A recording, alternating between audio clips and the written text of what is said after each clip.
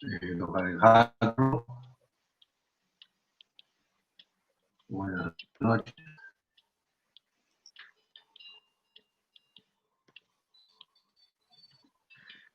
¿Me escucha? Doctor Quinocita, sí, lo escucho. ¿Cómo le va? Bueno, bien, bien.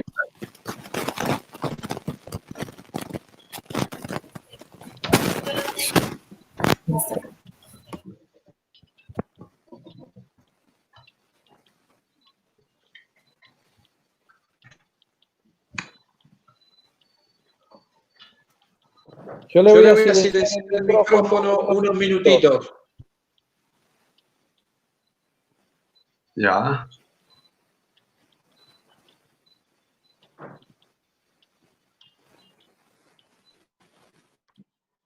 Ahí está, perfecto.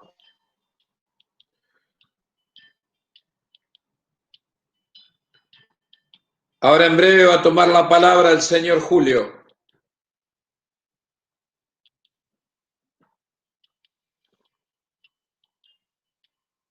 No, está con el micrófono silenciado.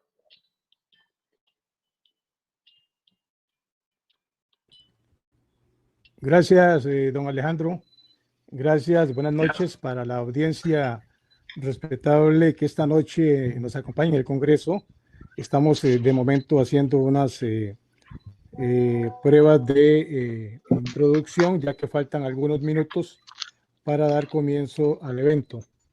¿Cómo me escucha usted, don Alejandro? Yo lo escucho perfecto.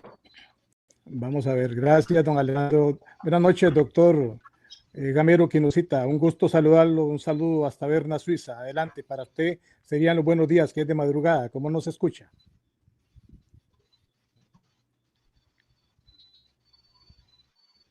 Sí, buenas noches. Un poco doble, con mucha resonancia. Tenemos un problemita ¿Me escucha? de eco del doctor Quinocita. Eco. Sí. Vamos a ver si ahí Alejandro nos puede ayudar con ese eco profundo que no le permite a don Javier poder transmitir de forma más clara. A ver, active el micrófono. Sí. ¿Ya? ¿Me Ahora sí, escucha? perfecto.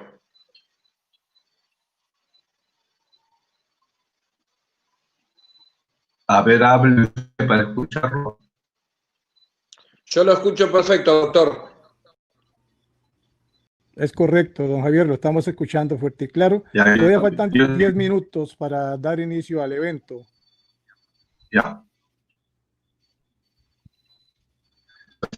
Vamos a esperar esos 10 minutos para empezar puntualmente a las 8 de la noche, hora de Costa Rica.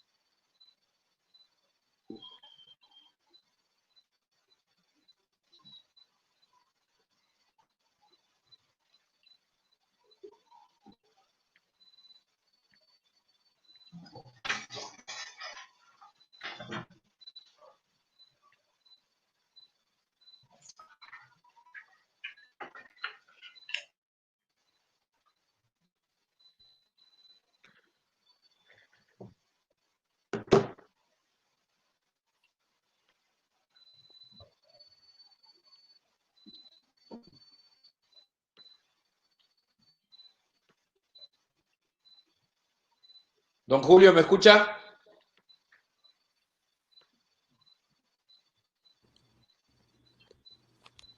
Perfectamente, don Alejandro. Bien, ahí ya estamos transmitiendo por YouTube. Ahí le acabo de pasar el link en la sala de chat para que lo tenga. Excelente, excelente. Muchas gracias. Y Ya bueno, estamos saliendo en vivo. Para los que ya nos están sintonizando en vivo por el canal de YouTube, nuestro más respetuoso saludo desde Costa Rica para todos ustedes. Muy pronto estaremos dando inicio, nos quedan todavía unos minutos más para dar inicio de forma, valga la redundancia, de forma formal, ya el evento, el Congreso Internacional Virtual de Seguridad Costa Rica 2020. Así es que agradecemos su paciencia y pronto estaremos ya dando inicio a este evento. Unos minutos más y estaremos transmitiendo. Así es que un saludo para todos, no solo para los que nos ven por YouTube, también para los que nos estaban sintonizando por la plataforma de Facebook y por este medio.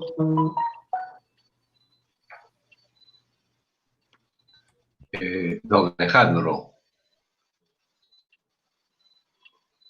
¿me escucha? Adelante, Don don Javier. Julio, Sí, señor, adelante. Lo escuchamos. escucho un eco, escucho doble. Escucha doble. O sea, la voz de Don Julio y después repite nuevamente. Vamos a ver qué está Entiendo pasando. que dice todo, pero escucho. Vamos a ver qué está pasando. Alejandro, ¿usted cómo me está escuchando? No, yo lo escucho perfecto. Bueno, Puede ahí ser que tenemos, cuando le pasé el link de YouTube, alguno activó el YouTube y salió la voz replicada. entiendo, bueno, yo todavía no he ingresado al YouTube, pero si hay alguno que está en YouTube, le agradecemos de momento. Sí, es cuando habla Don Julio, escucho doble. Cuando habla usted, Don Alejandro, no hay ningún problema. Julio debe tener dos equipos activados. Alejandro, no estoy totalmente desconectado del segundo equipo y no tengo ningún otro equipo porque como vos decís, me estás escuchando fuerte y claro. Sí, yo perfecto. Bueno, ahí, Bueno, entiendo todo, ¿eh? No me molesta en absoluto. estamos a 5 minutos de comenzar. Espero que... Estamos a 5 minutos de dar inicio a este evento. Un cordial saludo para todos los estimables participantes de esta noche que nos están sintonizando por medio de la plataforma de YouTube, por medio de la plataforma de las redes sociales de Facebook y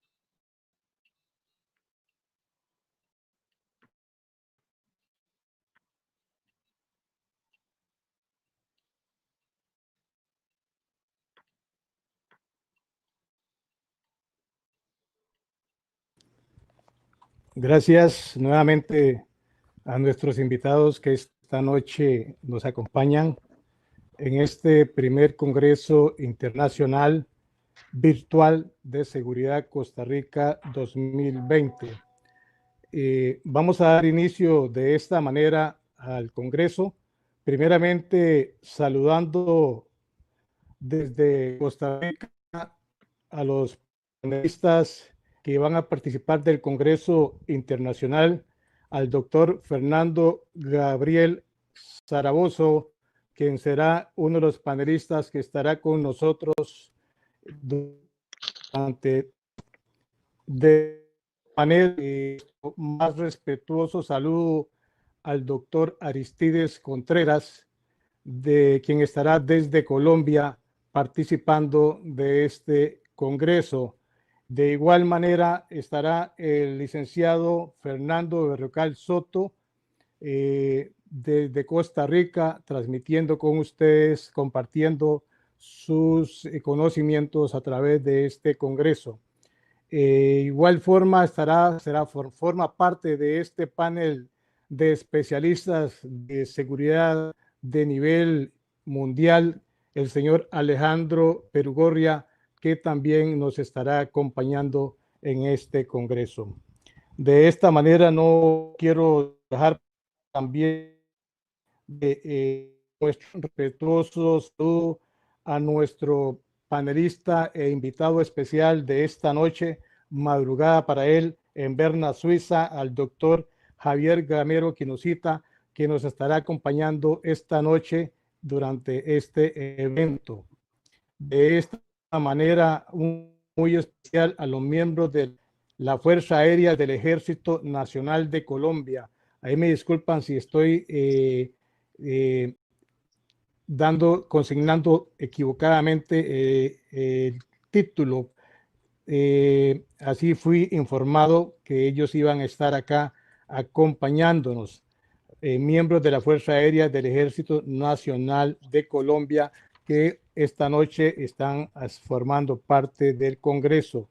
Hacemos extensivos nuestros saludos a las autoridades de la Oficina de Inteligencia y Seguridad Nacional del Perú, que también esta noche comparten con nosotros este importante evento. De igual manera, no quiero dejar pasar y saludar a los representantes del Poder Judicial de Costa Rica, principalmente el Organismo de Investigación Judicial OIJ, que en esta noche se encuentran entre nuestros invitados.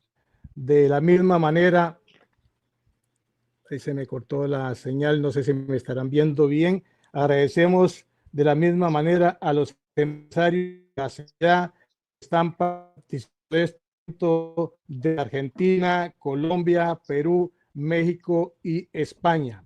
Hacemos este extensivo saludo a todos los participantes fuera de nuestras fronteras, en especial a las autoridades mexicanas que esta noche nos acompañan.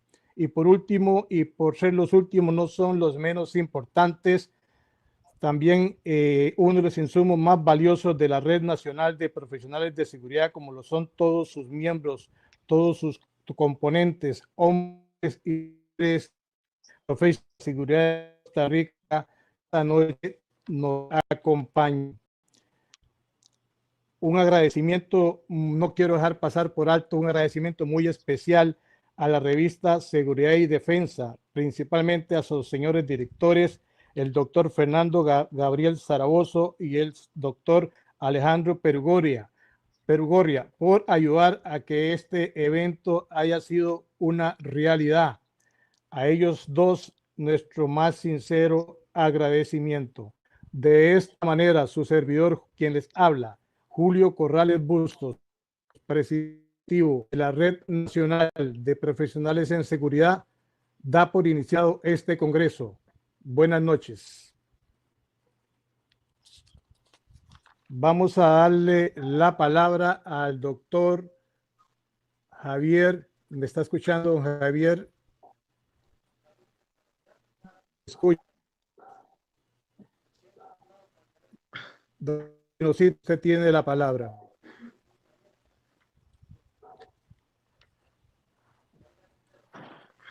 Vamos Active a el ver. Active el micrófono, micrófono, por favor.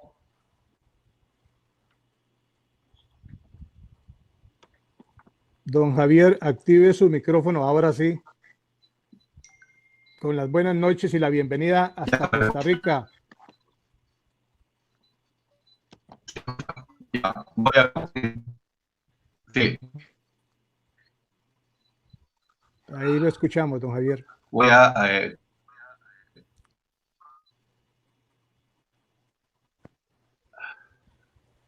Perfecto. deseo. Perfecto. ¿Me escucha? ¿Me escucha? Sí, perfecto. Ya, Sí, sí, perfecto. sí, señor. Muy buenas noches. Un cordial saludo desde la ciudad de Berna.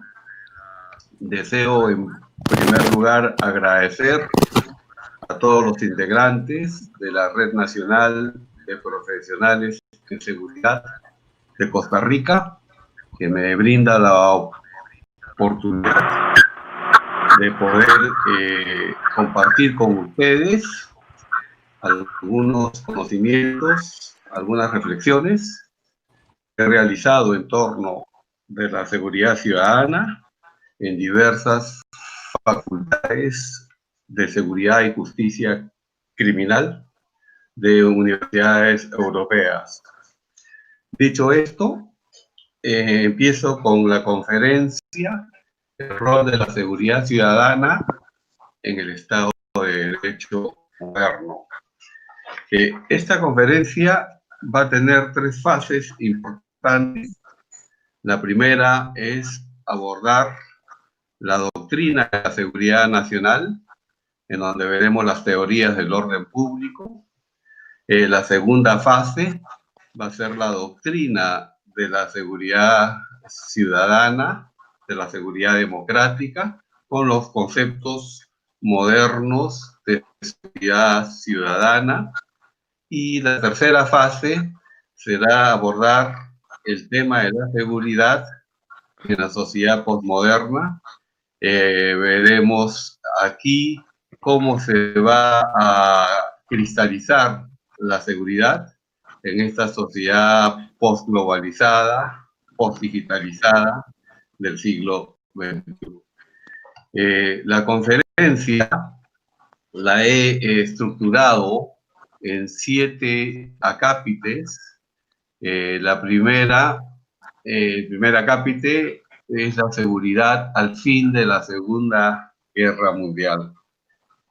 Es necesario tener una visión por el espejo retrovisor de la historia de lo que viene a ser la seguridad, y es la Segunda Guerra Mundial, el momento que va a marcar un hito histórico en el tema de la seguridad y va a tener pues una influencia directa, un efecto directo en América Latina.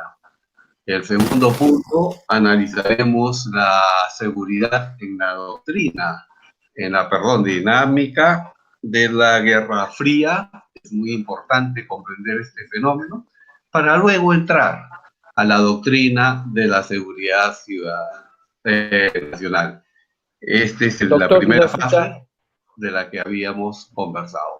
Lo que vamos a abordar en la doctrina de la seguridad nacional es la teoría del orden público, las medidas políticas, legislativas y procesales en la lucha contra el terrorismo. Vamos a emplear un ejemplo del caso peruano para que vean cómo se puede enmarcar una política criminal antiterrorista dentro de la doctrina de la seguridad nacional.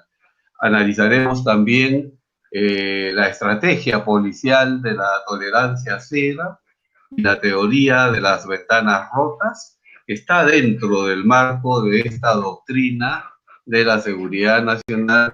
Y el último punto, esta doctrina de la seguridad nacional, veremos el rol de la inteligencia en la seguridad ciudadana. El cuarto acápite va a ser la doctrina de la seguridad democrática. Aquí analizaremos el concepto de seguridad ciudadana, cuáles son los elementos centrales de este nuevo concepto de seguridad ciudadana. Veremos la concepción democrática de la policía hoy en día, la policía de proximidad ciudadana o policía comunitaria que hoy en día está en boga y se ha globalizado en el mundo, y analizaremos también los modelos de prevención y control social en el Estado de Derecho moderno. El quinto punto... Doctor, ¿me escucha, por favor? Sí, sí, sí. Sí. Sí, lo escucho. Le recomiendo, por favor, ponerla en modo de presentación, así se observa bien la presentación. Disculpe la interrupción. Abajo tiene un botoncito, abajo a la derecha, para poner en modo de presentación. Abajo. A ver. Más a la derecha, más a la derecha. No lo veo. ¿Vio que tiene una barrita que tiene unos numeritos? A la derecha de la presentación. Tiene un monitor chiquitito.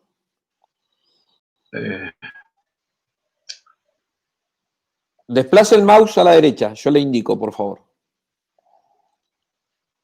El mouse está a la derecha.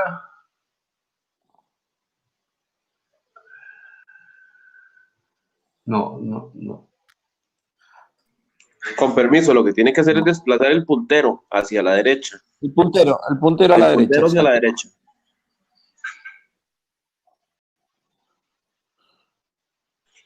Exactamente. Ahí, donde está el volumen de la computadora y el signo del Wi-Fi, arribita está la pantallita que le dice el compañero, para que se ubique más rápido.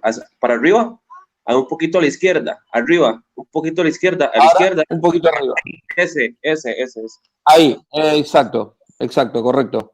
Muchas gracias, disculpe. Muchas gracias. No se preocupe, gracias a usted.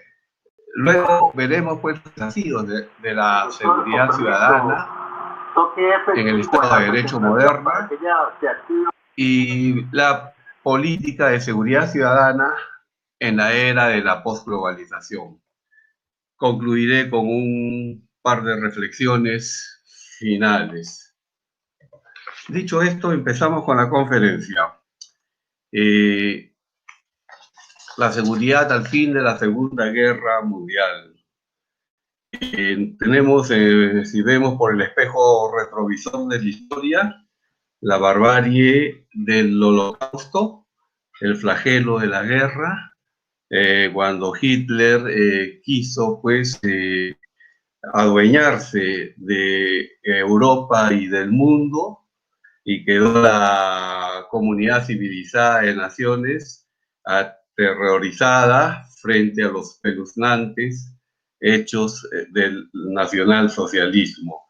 Al término de la Segunda Guerra Mundial, existía pues una gran necesidad de la comunidad civilizada de naciones de crear un sistema de seguridad colectiva, ¿no? Para poder defendernos de estos estados autoritarios.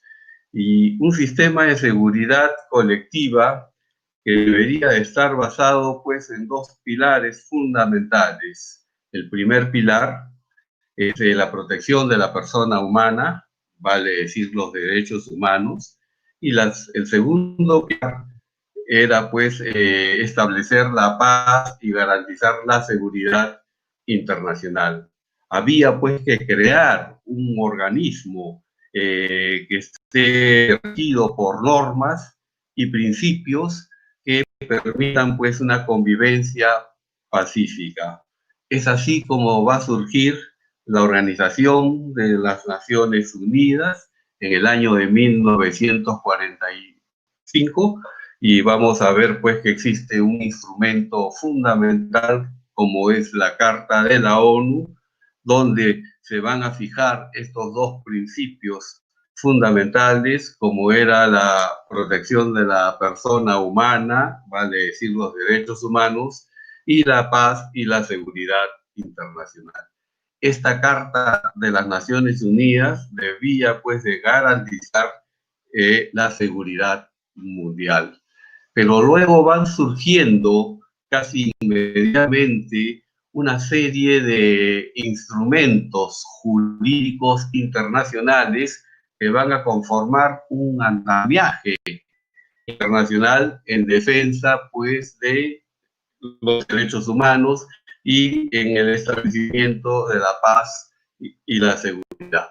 Es así como surge la 9ª Conferencia Internacional Americana en el año de 1948, 3 años después de haberse institucionalizado o creado la Organización de las Naciones Unidas. Y esta 9ª Conferencia Internacional debía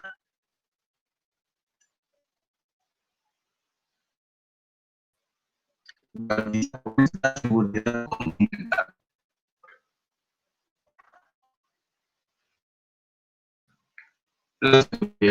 Vean ustedes, la ONU había garantizado o invitaba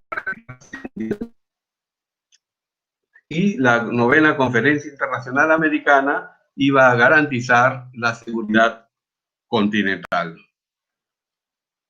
Un tercer instrumento internacional importante es la Carta de la OEA en el año de 1948. Aquí pues se trataba de establecer la seguridad de cada estado en las Américas. Luego tenemos el mismo año, 1948, la Declaración Universal de los Derechos Humanos. Aquí pues se trataba de garantizar la seguridad humana, la seguridad de los ciudadanos. Finalmente, tenemos la Declaración Americana de Derechos y Deberes del Hombre en el año de 1950.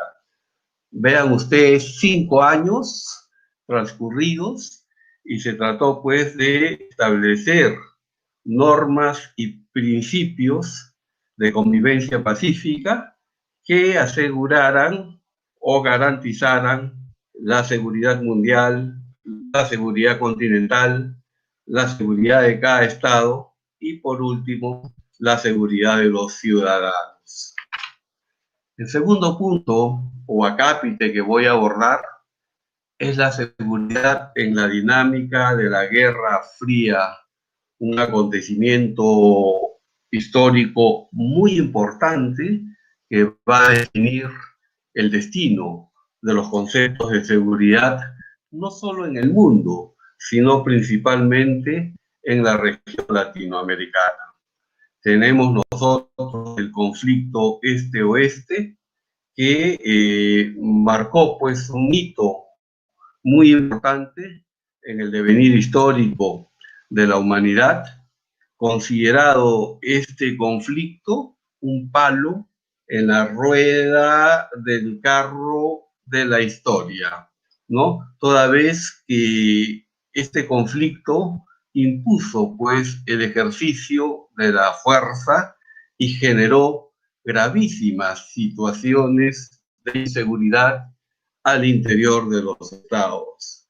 La perspectiva de este acontecimiento era pues dual y contradictoria en el ámbito de la seguridad, una seguridad que estaba pues impregnada de una naturaleza, de un concepto eminentemente militarista.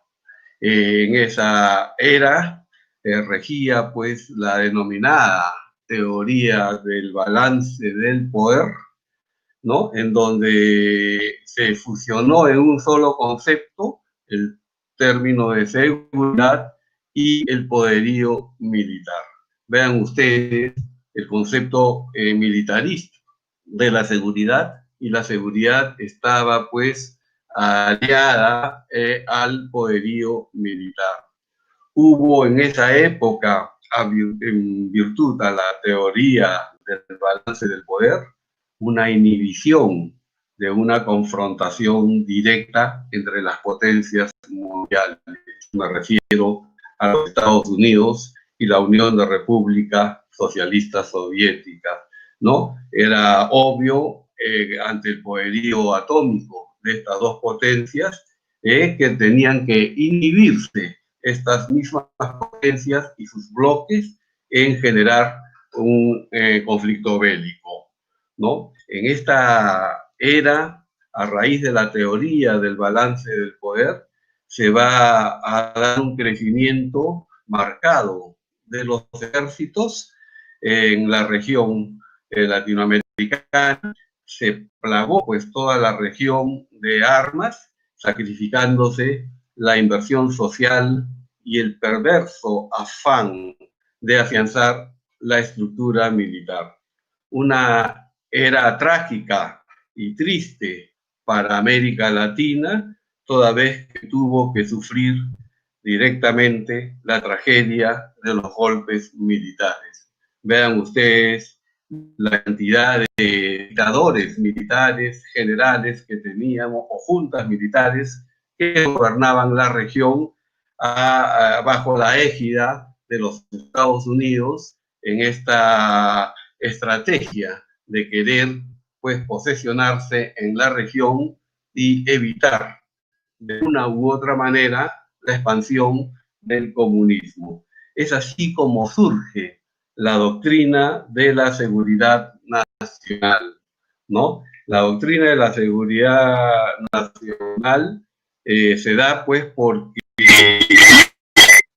hay un traslado del conflicto de la guerra este-oeste o de la guerra fría a los países periféricos. Era imposible una confrontación bélica directa entre estas potencias que tenían que inhibirse de una confrontación, y es así pues como los países periféricos son los que van a sufrir las consecuencias y se van a trasladar esos conflictos mundiales en nuestras zonas marginales, ¿no?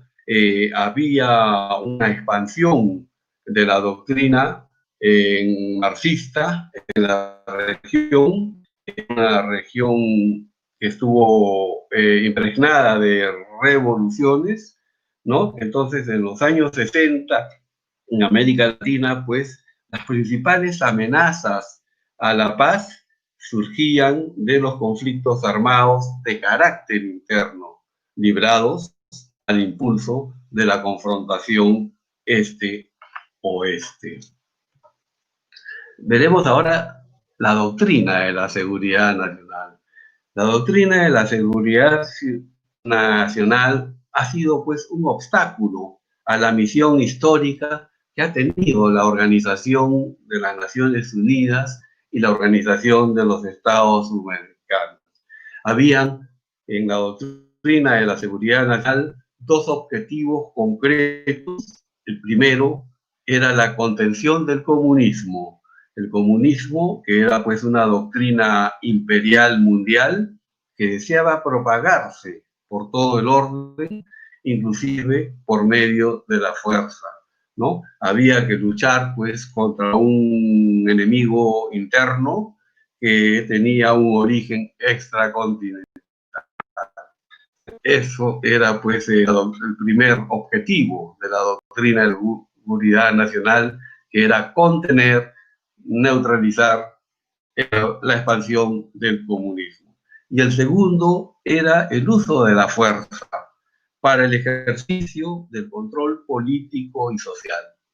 Los Estados Unidos, a través de esta doctrina de la seguridad nacional, no veló por el fomento y la promoción de los derechos humanos que estaban pues contemplados en todo ese andamiaje jurídico que les había explicado, esa misión histórica que se había propuesto Naciones Unidas y la Organización de los Estados Americanos, sino lo que querían eran asegurar sus posiciones de poder. más bien ellos alentaban a través de gobiernos militares a la violación sistemática de los derechos humanos, pero lo importante en la región era evitar la penetración de las ideologías marxistas, las ideologías comunistas. Existía pues una tentación totalitaria en esta época en la región, una sumisión del poder político al poder militar. Había pues el principio de no intervención, que era lo que regía el orden internacional, no intervenir en asuntos internos, porque esto era una expresión de la soberanía absoluta del Estado. Y es así que surge esta teoría del orden público, que es un concepto de seguridad que está en función a la seguridad del Estado, no en función a la sociedad, no en función al individuo, sino en función al Estado. Tenía que ser un Estado que neutralice el comunismo, un Estado de corte capitalista, y para eso los Estados Unidos desplegó una serie de presupuestos adicionales para ir subvencionando estas dictaduras militares y puedan hacer frente a esa amenaza del comunismo. ¿Cómo era la policía en la doctrina de la seguridad nacional? Regía pues, viejas concepciones militaristas, las policías eran militarizadas, existían órganos de inteligencia y de espionaje que estaban al servicio del Estado y al servicio del gobierno. Los servicios de inteligencia pues eran fuentes de conflicto y de desintegración social. Se carecía de un marco jurídico adecuado que respaldara pues esa normatividad internacional de derechos humanos, como estaba contemplado en la Carta de las Naciones Unidas o en la Carta de la OEA. Había pues una falta de confianza, una policía que no tenía esa confianza pública, esa legitimidad social, que es muy importante para poder cristalizar la noble labor policial.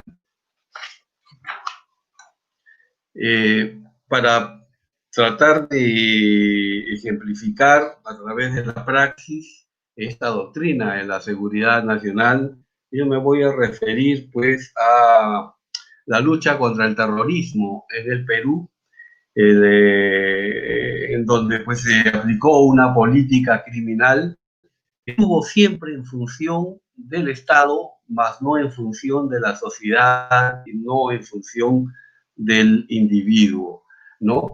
Vean ustedes, la teoría del orden público se supone que va a regir hasta el final de la Guerra Fría, me estoy refiriendo al año 1990, sin embargo vamos a ver que se va a extender hasta el año de 1994, ¿no? En el que hay un cambio radical en el concepto de seguridad y nos vamos a encontrar aquí con la doctrina de la seguridad democrática.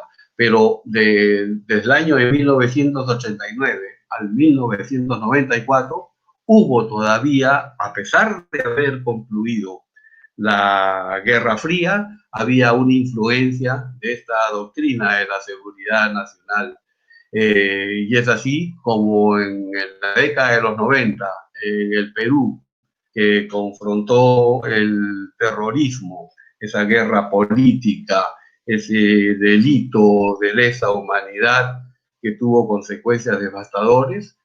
Vamos a ver cómo en la década de los 90 la política criminal del Perú se vio pues influenciada por esta doctrina de la seguridad nacional, y es lo que vamos a analizar nosotros, cuáles eran pues las medidas políticas, las medidas legislativas y los métodos de investigación empleados y medidas procesales para combatir el terrorismo.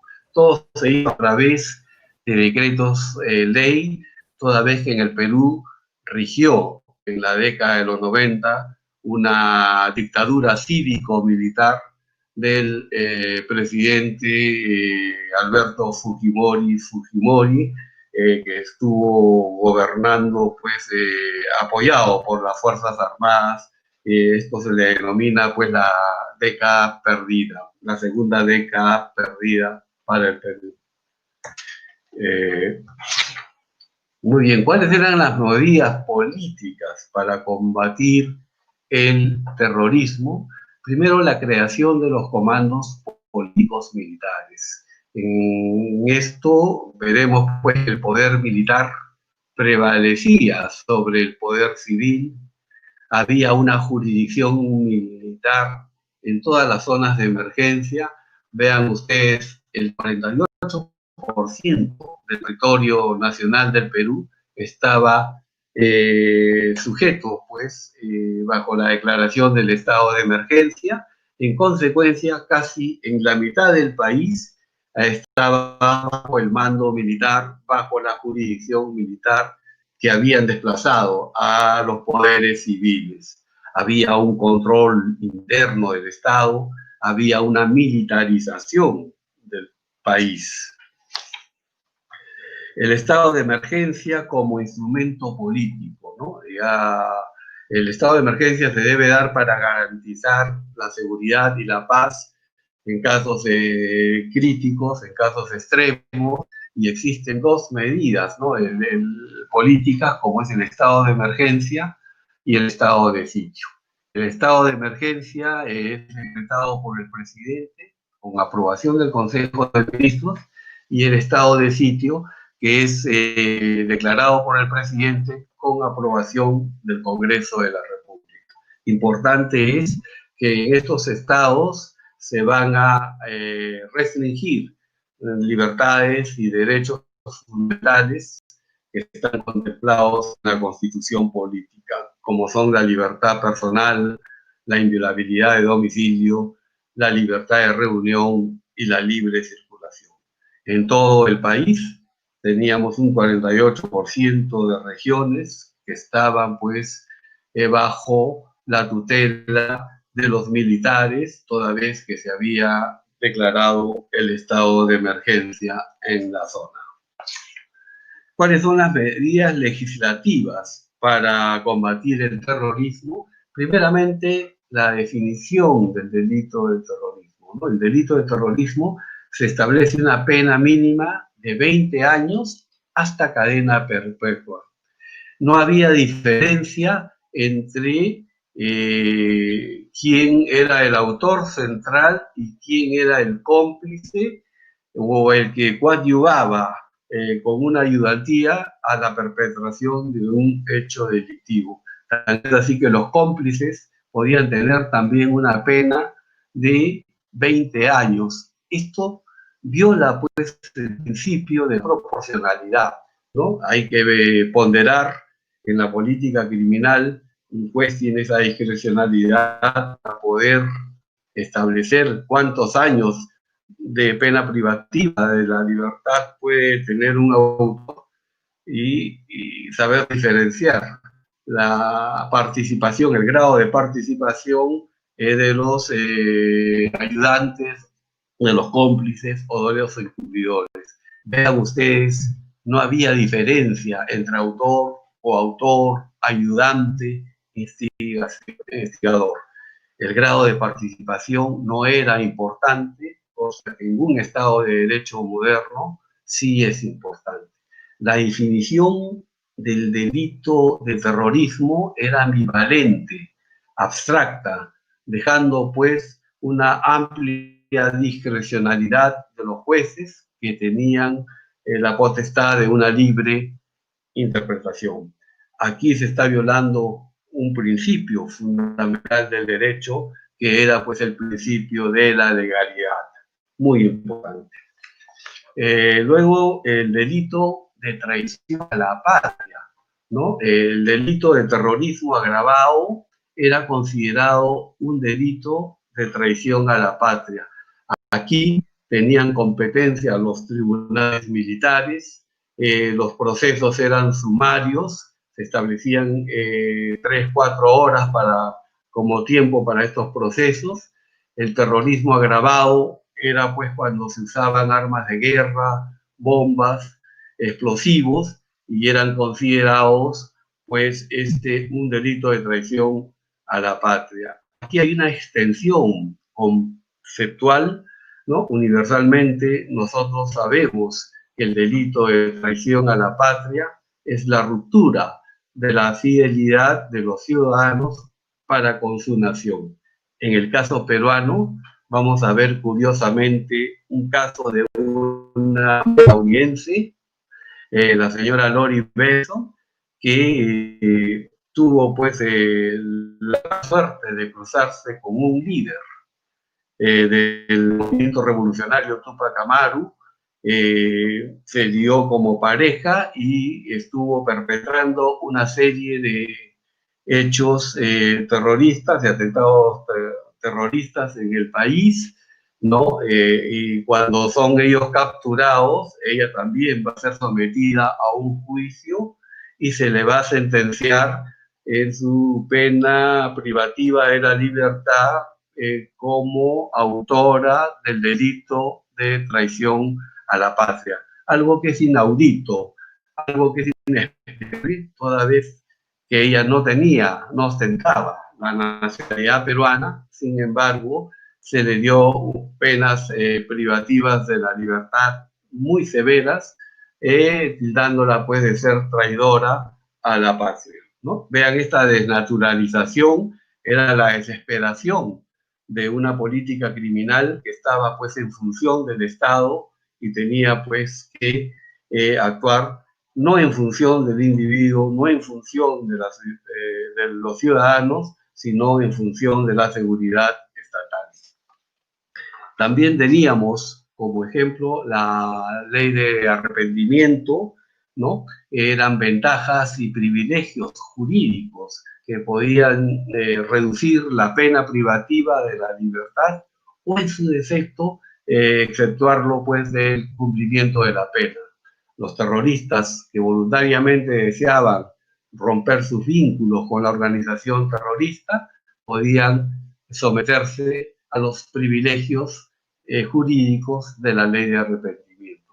Información que tenían que proporcionar era qué posición ocupaban en la organización, en qué delitos participaron y brindar información veraz y oportuna de la organización.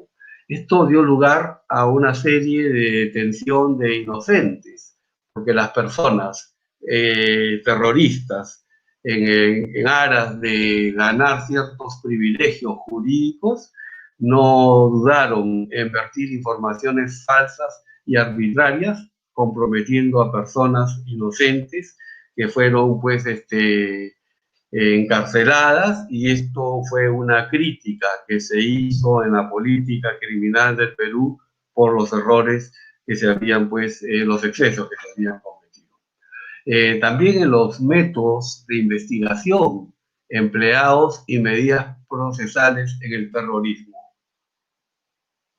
El poder de investigación policial extraordinario. La detención policial podía ser de 15 días sin orden judicial, ¿no? La detención aislada también se podía dar sin mandato judicial. Esto atentaba, pues, contra el artículo 7 del Pacto de San José de Costa Rica y el artículo 9 de su protocolo, ¿no? De la Convención Interamericana de Derechos Humanos.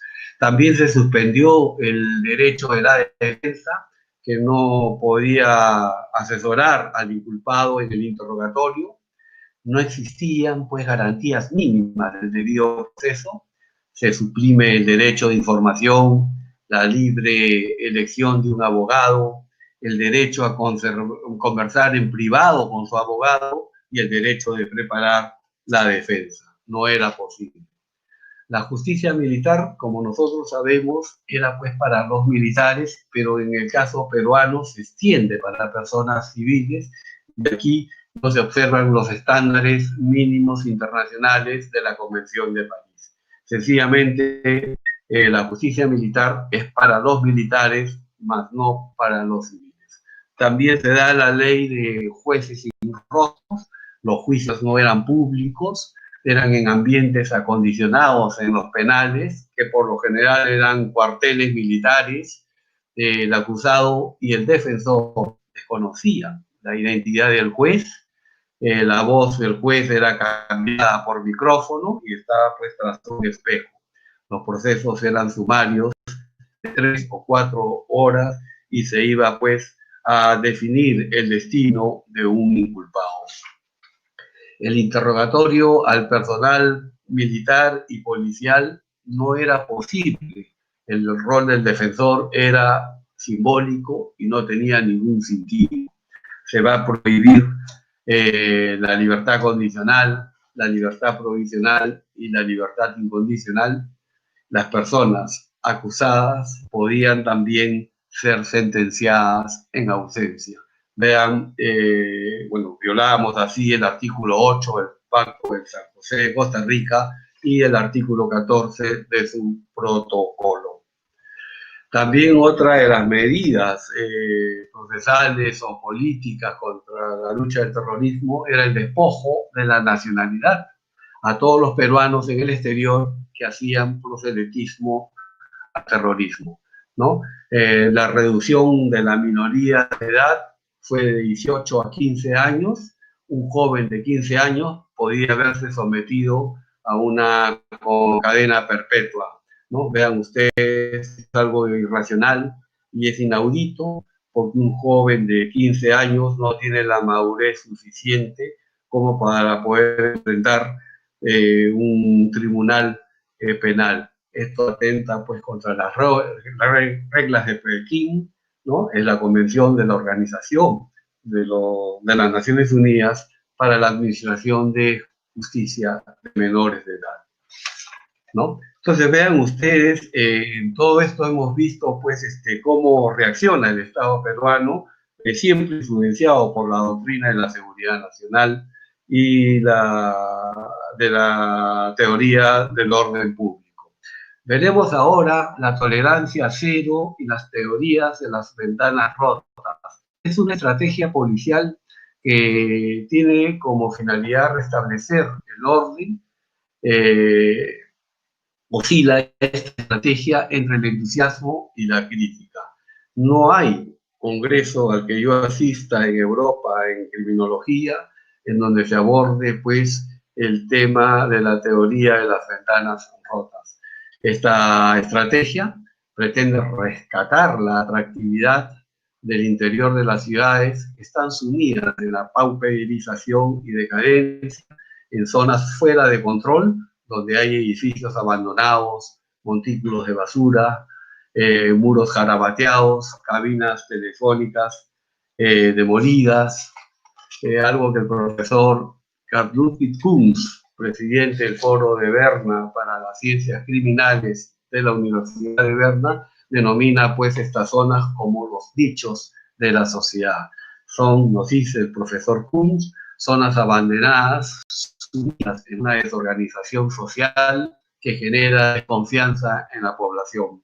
Pululan los vagos, los mendigos, dingueras, drogadictos, elementos del mal vivir.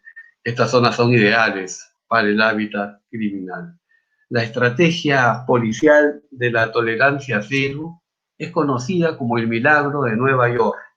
Los criminólogos estadounidenses James Wilson y George Kelly elaboran pues la teoría de las ventanas rotas, que era un concepto preventivo de represión del menor síntoma de desorden. La finalidad era pues eliminar los nidos de actividades criminales y reducir las fuentes que generan inseguridad. Nueva York era la capital mundial del crimen, reinaba la violencia y el vandalismo en los guetos urbanos, había pues una despoliciación de la ciudad, la Quinta Avenida estaba atestada de mendigos, el metro hacia Manhattan, plagado de grafitis en su interior, autos abandonados, cabinas telefónicas destartaladas. Vean ustedes, era una sociedad permisiva en la que se podía hacer muchas cosas no permitidas por años, hasta que llega el comisario Williams Bratton, que bajo la gestión del alcalde Rudolph Giuliani elabora una estrategia de reingeniería en la gerencia policial. Hubo pues un cambio conceptual, ¿no?, de la respuesta reactiva a la intervención proactiva de la policía. La divisa de la tolerancia cero era: no hay perdón para nada, absolutamente para nada. Había pues una represión de pequeñas inconductas sociales con inconductas no criminales, ¿no? La finalidad era pues arremeter contra toda indisciplina social y moral. Había pues una actitud intolerante de la policía. Vean ustedes, la doctrina de la seguridad nacional, la teoría del orden público, prima el Estado, no la sociedad, no el individuo. La piedra filosofal era que si la policía podía reducir significativamente el crimen en los Estados Unidos, en la ciudad de Nueva York, la capital mundial del crimen, se podía esto aplicar en cualquier latitud, en cualquier ciudad del mundo. Hay efectos contraproductivos en la teoría de las ventanas rotas, la tolerancia cero, es que va a dificultar las relaciones entre policía y comunidad.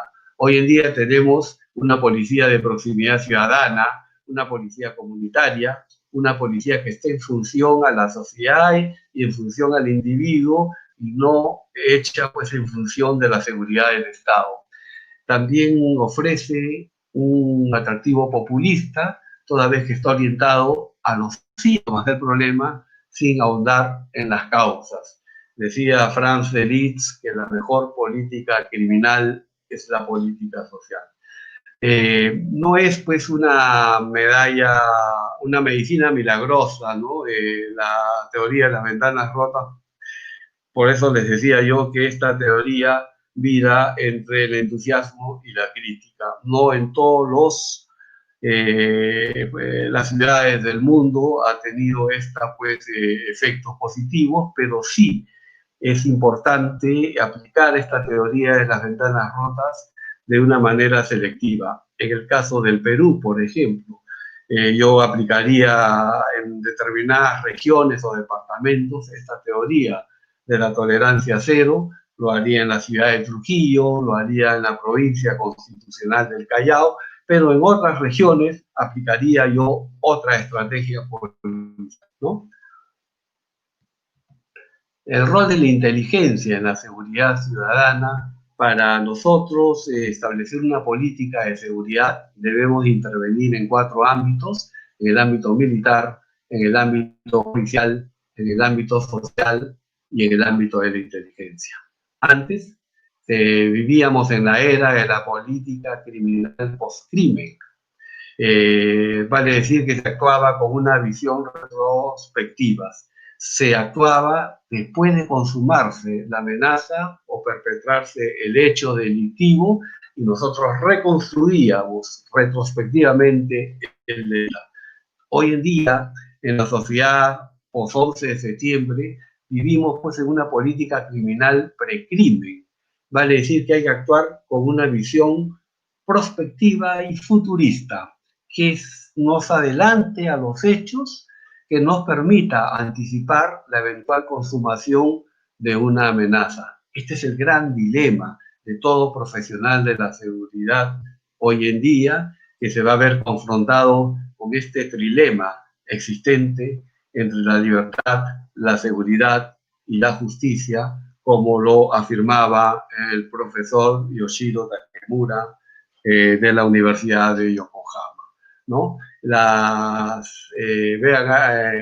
Tenemos un giro preventivo, ¿no? De una lógica de reacción reactiva a una lógica de prevención proactiva. Este es el gran dilema de los profesionales de la seguridad.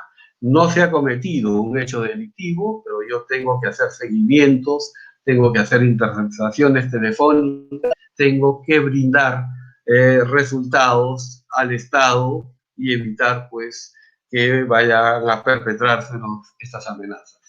Los servicios de inteligencia, bajo la teoría de la doctrina de seguridad nacional, ha ejercido un terrorismo informativo, actividades ilícitas de espionaje, autoridades, intelectuales, periodistas, adversarios políticos, empresarios, etcétera, generan pues desconfianza y malestar en la población y constituyen una fuente de conflicto y de desintegración social. Se rigen por el síndrome de puerta cerrada, la mentalidad del gueto, la cultura del secreto y las viejas concepciones militaristas. El Estado y la sociedad no deben terminar teniendo los servicios de inteligencia, como fue el caso peruano en su época de la década de los 90, que se tenía un gran pánico al Servicio de Inteligencia Nacional, el SIN. Siempre se corre el riesgo, pues, de que este Estado paralelo, este doble Estado, ¿no?, se vaya tornando en un poder invisible y va a traer consigo, pues, la fragilidad del sistema democrático. Franklin Roosevelt decía que todo aquel que está dispuesto a abdicar de su libertad en aras de obtener seguridad, terminará finalmente perdiendo ambas. Lo que sí debo de afirmar es que la inteligencia es preponderante en las políticas de seguridad, pero ellas deben regirse bajo un marco jurídico moderno y democrático. Luego entramos a la segunda fase, la doctrina de la seguridad democrática. Hemos llegado al final del túnel, en donde podemos visualizar la luz. La seguridad en esta doctrina de la seguridad democrática tiene una connotación mucho más amplia.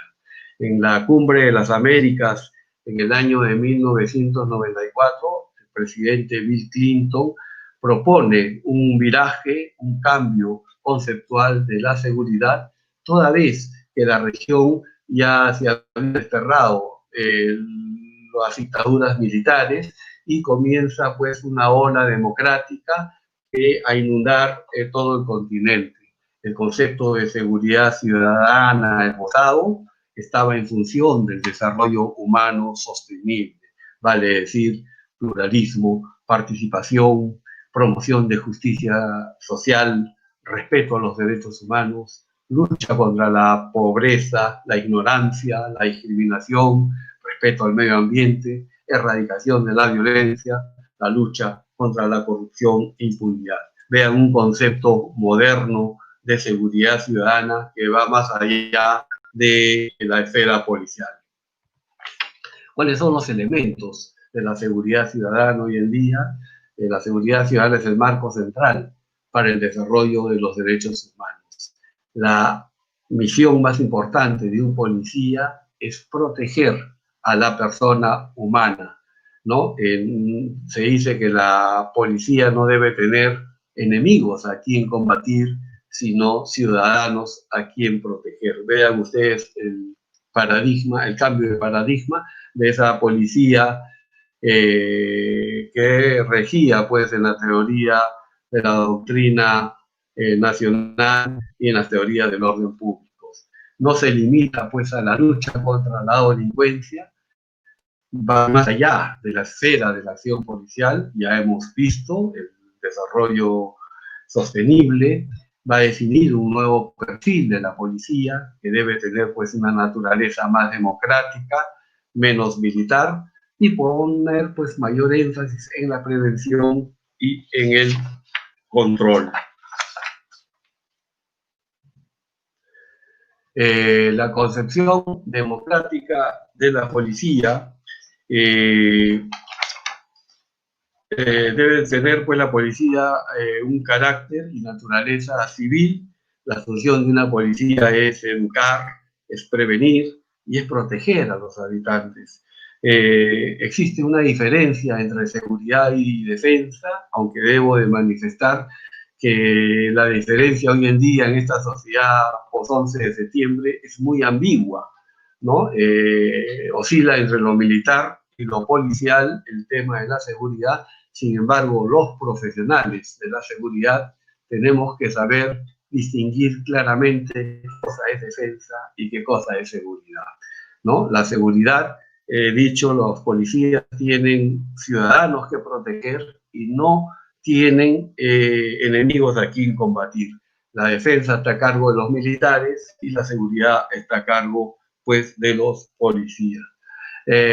La filosofía de toda legislación, todo estatuto y todo código policial debe estar inspirado en la democracia y en los derechos humanos. Debe haber una identidad civilista y apolítica de los cuerpos de seguridad y policía. Se llama esto, pues, la coherencia doctrinal de la policía, que debe estar, pues, en función a los derechos humanos, a la Constitución, ¿no? Y a la cultura de paz. Ya Platón, en su obra La República, manifestaba, pues, que los guardianes de la ciudad tenían que ser las personas más sabias, tenían que ser, pues, los filósofos, porque ellos eran responsables de custodiar y garantizar los derechos y las libertades democráticas. El trabajo de la policía no es un trabajo de fuerza, no es un trabajo de cabeza, sino es un trabajo mental, es un trabajo de cabeza que va a lidiar, pues, con las libertades y los derechos fundamentales de las personas. El trabajo policial es un trabajo eminentemente social, ya que su actuación yace en el seno de la sociedad, donde está la estructura social, la familia, el individuo, ¿no? Se han arraigado ya en estos nuevos conceptos democráticos esos principios de la policía, de no deliberar y de estar sometidos, pues, a un apartheid institucional, ¿no? En la época del general Franco en España, en la escuela existían 3 asignaturas que eran denominadas las 3 Marías, porque a su juicio para los estudiantes españoles no era importante. Era la religión, la educación física y la formación del espíritu nacional. Aquí se difundían, se propagaban todos los principios del gobierno de Franco. Y para los estudiantes no era importante. Tenemos nosotros hoy en día que velar porque en las instituciones policiales en la región de América Latina, en los programas de instrucción, no debe ser la asignatura de los derechos humanos una María más en nuestra malla curricular. Es muy importante incluir en todos los niveles de formación policial la formación en materia de derechos humanos, porque eso será la base de esa policía de proximidad ciudadana, que es la que va a pregonar esta doctrina de seguridad democrática. La policía comunitaria o policía de proximidad tiene como base el mito de la comunidad como socio, apuesta por una policía de excelencia o calidad, donde el ciudadano sea el cliente. Va a implicar un servicio policial personalizado y va a reunir información cara a cara. Esta policía comunitaria, pues, minimiza una sobrereacción policial, va a permitir a la policía dirigirse a una persona potencialmente violenta, mejora la sensibilidad del accionar policial con las necesidades de la comunidad, simboliza, pues, compromiso y permite desarrollar controles sociales informales. Va a contribuir, pues, a la calidad del entorno físico, va a permitir monitorear tensiones raciales y étnicas. Un ejemplo tenemos en el caso de Japón, que tenemos una excelente policía comunitaria basada en el sistema Koban, que son las casetas urbanas. El policía en el Japón no es un bombero que va a apagar un incendio, sino es un cartero, pero sin cartas, que camina por el vecindario y escucha y va a interactuar con la población, con la comunidad, con los ciudadanos y ceder a primera mano informaciones de sus preocupaciones. ocasiones. Otro ejemplo lo tenemos en China. Yo tenía una concepción errónea de la policía china, en el sentido de que por ser un país no democrático, existía una policía totalitaria. Sin embargo, el sistema de justicia local en China funciona perfectamente con sus policías locales, a través de los clanes familiares, los clanes barriales. Está inspirado en el sistema Boaija, que va a condensar los principios del confucianismo. ¿Cuáles son los modelos de prevención y control social en el Estado de Derecho moderno? Tenemos una prevención primaria, es una estrategia preventiva que está orientada pues, a influenciar las causas exactas de la criminalidad. Se da básicamente a través de una política social, una política económica, a través de la cultura. ¿Cuáles son los campos relevantes? La educación, la vivienda, el trabajo, el tiempo libre, el deporte. No existe aquí la comisión de un hecho delictivo. Esta prevención se va a llevar a cabo por personas con competencia social, que está en principio dirigida pues, a todos los ciudadanos. Decía Franz Liszt que la mejor política criminal era la política social, les había manifestado. La segunda prevención es la prevención secundaria. Se centra en personas potencialmente delincuentes y situaciones criminógenas. Su tarea principal de esta prevención secundaria se va a centrar en una identificación temprana y un pronóstico de desarrollo criminal. El fin es evitar una conducta social delictiva. Aquí tampoco existe aún la comisión del delito, está pues dirigido a delincuentes potenciales. Es de la prospectiva, ¿no?, que tienen que hacer los servicios de inteligencia, y ese es el gran trilema de los profesionales de la seguridad entre la libertad, la seguridad y la justicia. Y por último, la prevención terciaria se centra pues, en combatir la reincidencia policial y penal. Ella sí exige la preexistencia del delito, está orientada a impedir la comisión de un nuevo hecho delictivo. Hay un objetivo reintegrativo, positivo, de resocialización, y está dirigido a los potenciales delincuentes reincidentes. En el Perú, muchas personas que cometen delitos contra el patrimonio menores van a ser nuevamente capturados después de ser liberados. ¿Por qué? Porque no existe una prevención terciaria en nuestro país. Una persona un inculpado, un interno que va a ser puesto en libertad, tiene que ser resocializado, y si esta persona no tiene un trabajo, no tiene un reconocimiento social, lo más probable es que vuelva a delinquir. Los servicios de inteligencia tienen que hacer un seguimiento en coordinación con las autoridades penitenciarias para evitar que esta persona vuelva a delinquir. ¿Cuáles son los desafíos de la seguridad ciudadana en la sociedad posmoderna? Tenemos una creciente y compleja criminalidad, hay un crecimiento sostenido del crimen, un mayor grado de violencia en el delito, hay mayor diversificación de la población criminal, pandillas juveniles, vandalismo escolar, prostitución, drogas, ampliación de los espacios de victimización. Las ciudades se han convertido hoy en guetos o archipiélagos de la delincuencia, ¿no? Uno puede antes ser víctima de un hecho delictivo en una plaza pública, en un banco. Hoy en día puede estar uno regando el jardín de su casa y es víctima de un hecho delictivo. Y por último, la organización y sofisticación técnica, que es pues la tecnología y la mentalidad empresarial, va a ser llevada al terreno empresarial, al terreno empresarial, sí, al terreno criminal, ¿no? Luego tenemos el desborde de las capacidades de respuestas policiales. La policía ha sido la cenicienta del Estado, hay una desconfianza. Yo siempre sostengo que la policía en muchos países muchas veces está no bien pagada, no está no bien equipada, y lo que es peor, no está bien formada, ¿no? Entonces hay que invertir. Un policía barato pues le sale caro al Estado. Vemos que muchas instituciones policiales tienen cierta precariedad en recursos, en personal, falta de profesionalismo, bajos sueldos, existe pues una subcultura y una estructura militar marcada.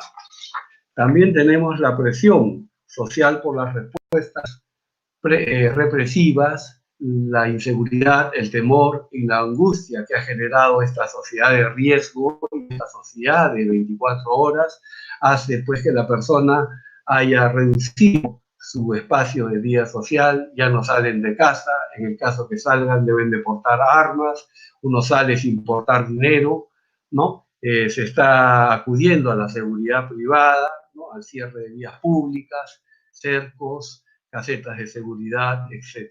Existe pues un pánico social, una paranoia colectiva y se dan pues muchas marchas ciudadanas hoy en día en donde piden respuestas más drásticas, algo que va a ser aprovechado por los políticos para hacer un populismo.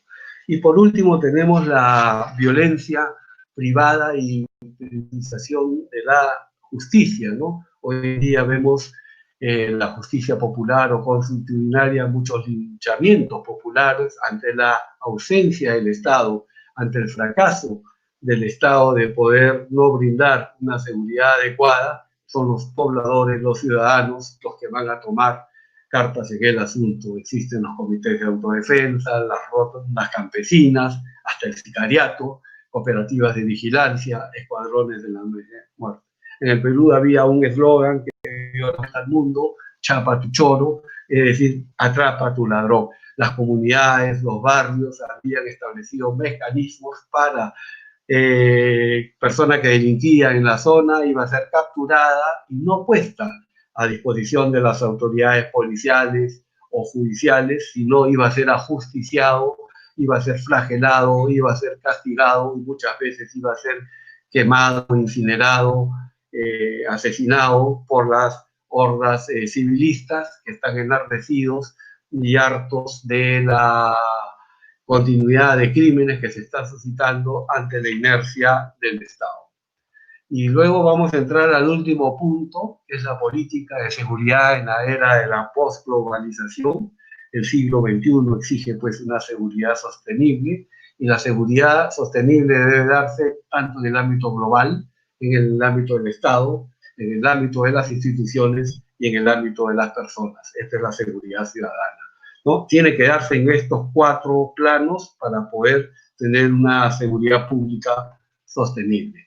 Hay pues nuevos enfoques globales hoy en día, nuevas estrategias transversales, hay que detectar las causas de la criminalidad, ver los nuevos riesgos y las nuevas oportunidades que nos ofrece la era de la postglobalización.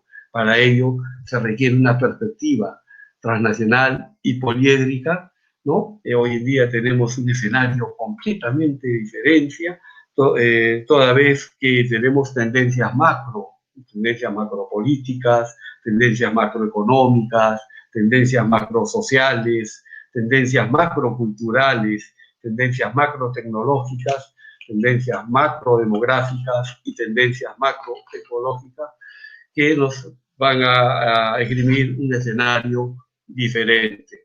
Se vive en el punto crítico del caos, la complejidad y la contingencia, un mundo lleno de confrontaciones y contradicciones, como nos decía el profesor Yoshiro Takemura de la Universidad de Yokohama.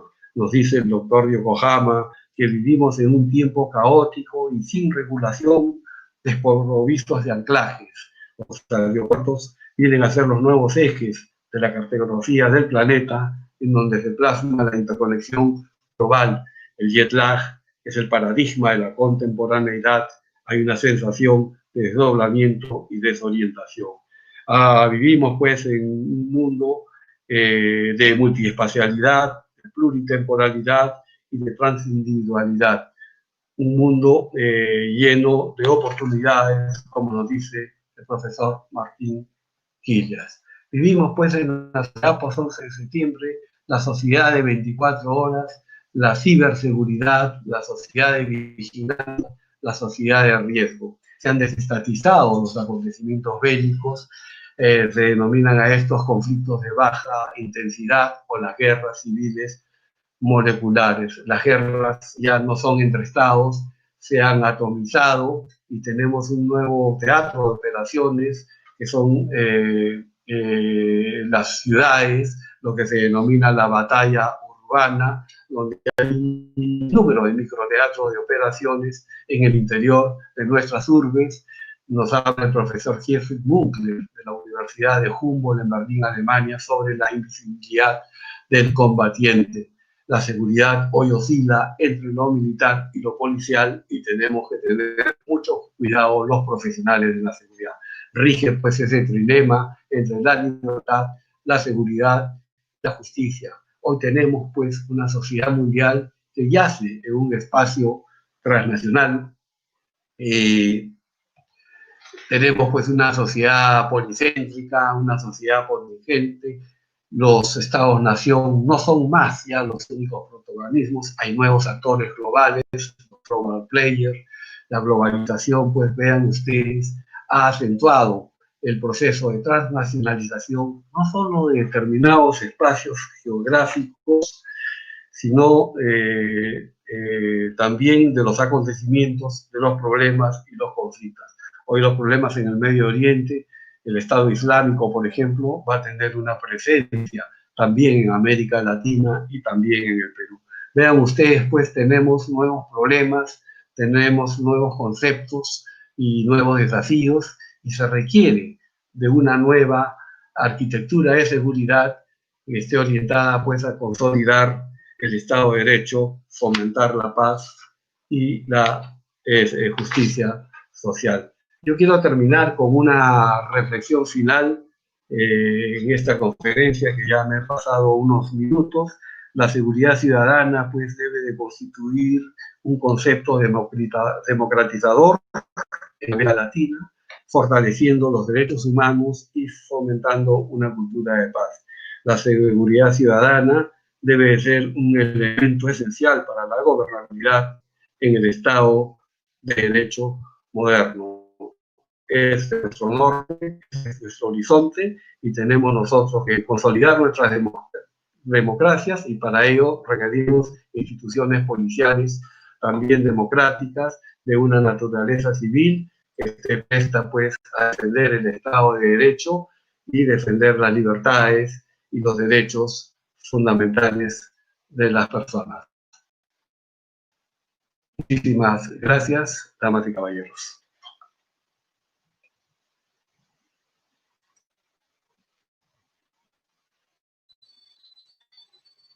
¿Me escuchan? Fuerte y claro.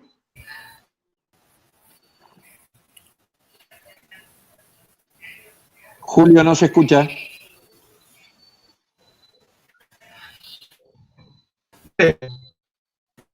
Ya terminé. Ya terminé la conferencia. Sí, doctor Quinosita, sí. Le damos la palabra a don Julio en este momento. Don Julio, adelante. Tiene desactivado el micrófono, don Julio.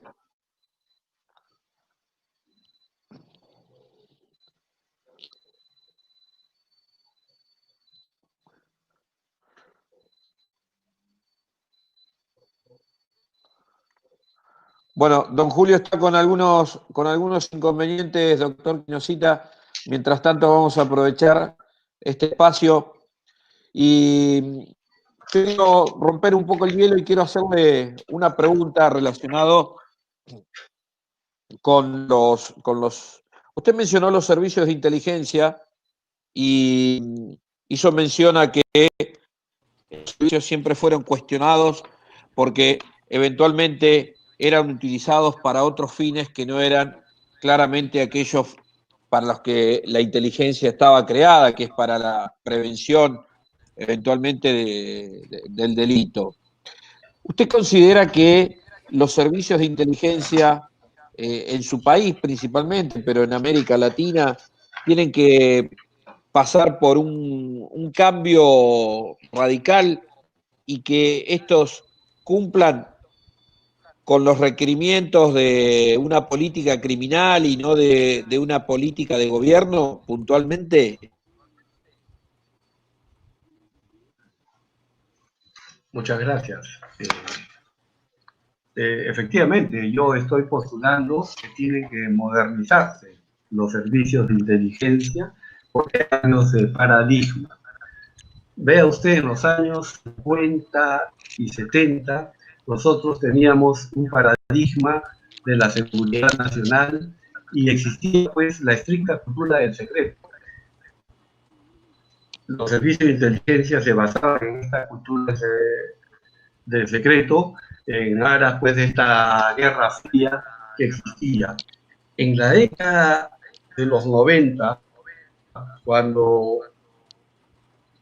desaparecen las dictaduras militares en América Latina, hay un proceso de transición. Luchamos hacia un concepto de seguridad democrática, un concepto de seguridad ciudadana. Entonces, había pues una apertura de servicios de inteligencia, ¿no? Ya no teníamos esa cultura del secreto, había otra concepción.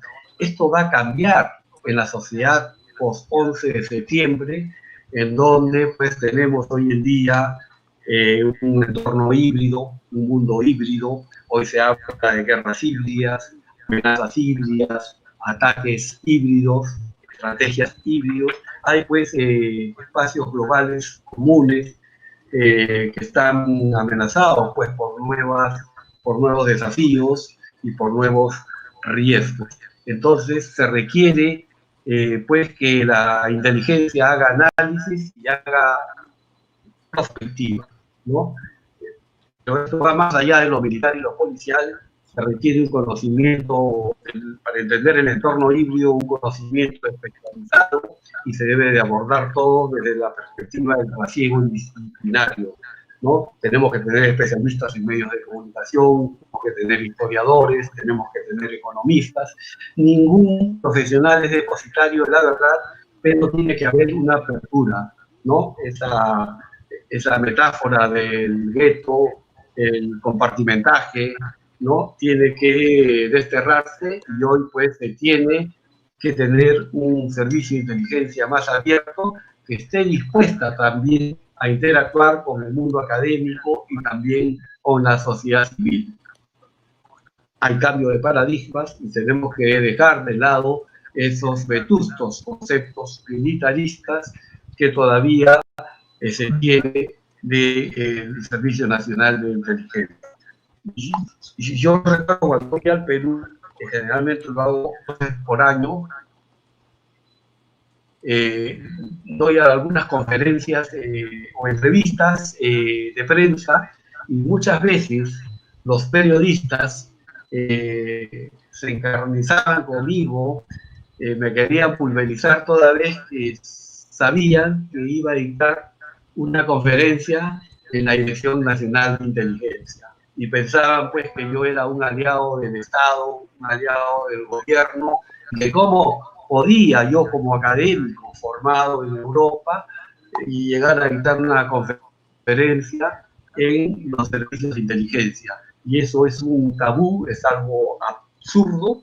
Yo asisto siempre a todas las escuelas militares, policiales y a todas las organizaciones de la comunidad de inteligencia, en donde voy a interactuar con profesionales, no solo militares y no solo policías, sino también civiles muy preparados, y podemos tener un rico debate intelectual, un rico debate político dentro del respeto. Pero lo que buscamos es pues contrarrestar estas amenazas híbridas que hoy en día son muy complejas, ¿no? No vivimos en un mundo lineal, no es fácil establecer la relación causa-efecto, ¿no? Y para eso pues tenemos que pedir el apoyo de todos los profesionales. Esto debe ser lo que a mi juicio debe inspirar a los servicios de inteligencia, no solamente de América Latina, sino de todo el mundo. Excelente, doctor Quinusita. Gracias por su amplia información que nos da al respecto. Hay un colega de Costa Rica que nos está pidiendo la palabra para hacerle una pregunta. Tenemos una pregunta más y con esto pues vamos a ir dando por cerrado el evento por la hora que ya es en Suiza y el doctor pues debe de tener su tiempo de descanso porque tiene que trabajar hoy. Adelante, don Didier. ¿Tiene usted alguna pregunta?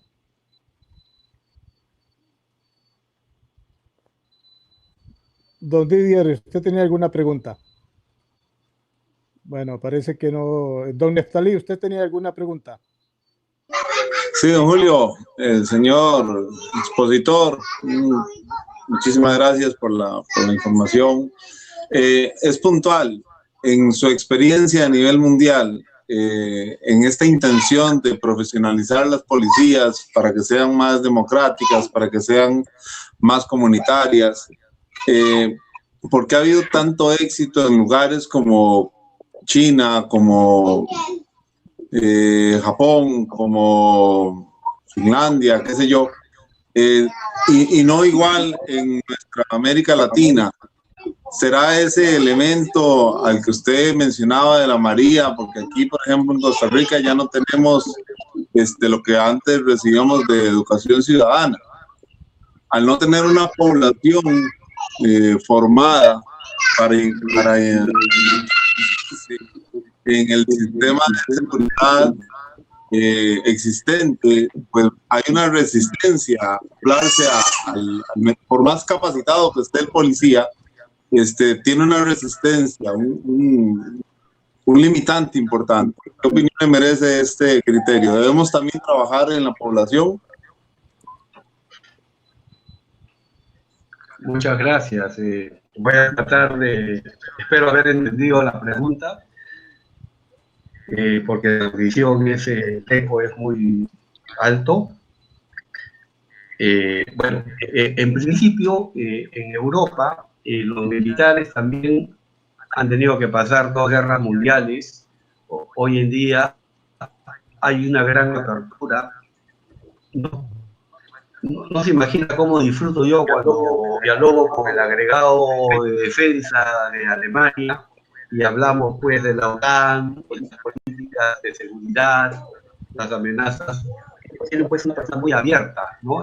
Generalmente existen universidades de defensa en Europa, como los colegios de China, las universidades de los países escandinavos. O sea, se ha roto ese apartheid institucional, ¿no? Hoy en día la relación del militar y la relación del civil se ha estrechado, el mismo existente, ¿no? Se requiere pues de ambos elementos para tener una cultura de seguridad, una cultura de defensa, porque el ciudadano también va a participar en la seguridad de su país. Este es un problema de concientización. En América Latina es muy difícil cambiar los paradigmas institucionales. Yo mismo, cuando he regresado a mi país, me he tenido que confrontar con mis ex colegas, los generales de la Policía Nacional del Perú. Yo me retiré del grado de capitán, pero ellos tienen pues estos conceptos arcaicos, estos conceptos tradicionales de la seguridad, de la defensa y de la inteligencia, y es bien difícil querer introducir estos nuevos paradigmas. Recuerdo que mi profesor Armando Nieto Vélez, que era director de la Escuela de Altos Estudios de la Pontificia Universidad Católica del Perú, solía decirnos: no se ama lo que no se conoce. Entonces, es muy difícil. Lo más difícil es cambiar la ideología de las instituciones. Tiene que haber este cambio. Yo he admirado siempre a Costa Rica por no tener un ejército.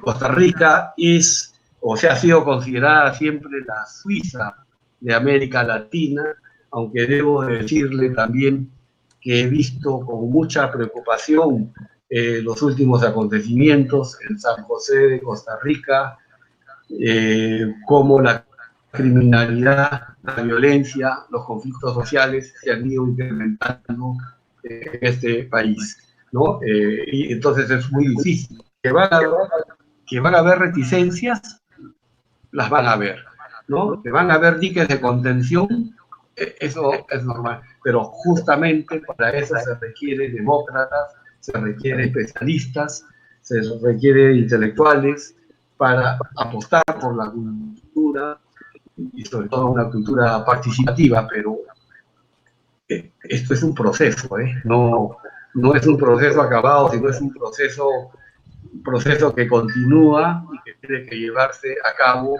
paulatinamente, no es un proyecto acabado. Muchas gracias. Vamos a ver. Sí, lo escucho. Muchas gracias, doctor Javier Gamero Quinocita, por su ponencia de esta noche.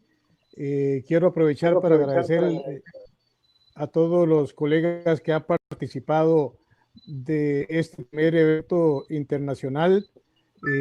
Quiero recordarles que el próximo martes a las 8 de la noche nuevamente estaremos con nuestro segundo expositor, el licenciado Fernando Berrocal Soto, quien tendrá un tema igualmente interesante. Doctor Quinocita, agradecerle el esfuerzo que usted ha hecho. Sabemos muy bien de la hora que es ahorita allá en Suiza y bueno, sin más preámbulo, le doy la oportunidad que se despida de la audiencia. Adelante, doctor.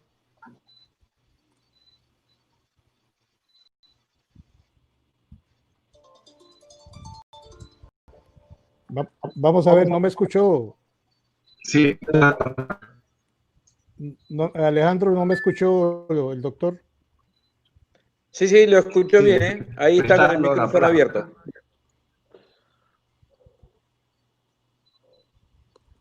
Adelante, doctor, le decía, bueno, agradecerle enormemente el esfuerzo que usted ha hecho esta madrugada para usted. Igual agradecerle a todos los colegas que han participado de este primer evento del Congreso Internacional Virtual de Seguridad Costa Rica 2020. Y con el agradecimiento de todos, doctor, adelante.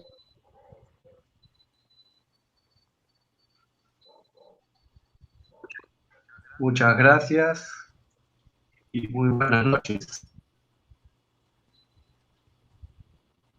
Bueno, con esta ponencia del doctor Javier Gamero Quinocita, damos por finalizado este primer evento, agradeciéndoles a todos ustedes su participación y esperándolos el próximo martes a las 8 de la noche. Al compañero Alejandro, al colega Alejandro de Argentina, muchísimas gracias por toda la ayuda que me ha brindado en el soporte de esta noche. Adelante, Alejandro. No, muchas gracias, Julio, por dejarnos participar y un saludo al doctor Quinocita. Ha sido una excelente exposición. Definitivamente ha sido una gran exposición. ¿Algún otro colega quisiera comentar algo? Caso de comentario. Bueno, entonces, buenas noches para todos y buenos días al doctor Javier Gamero Quinocita. Doctor, nos vemos próximamente si Dios así lo permite. Buenas noches.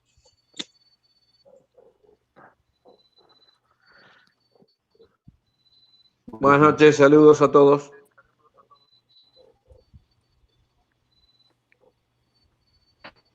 Adelante, Alejandro, usted tiene la administración del... Cuando usted me diga, yo corto la transmisión, don Julio. Estamos listos. Buenas noches, repito. Gracias.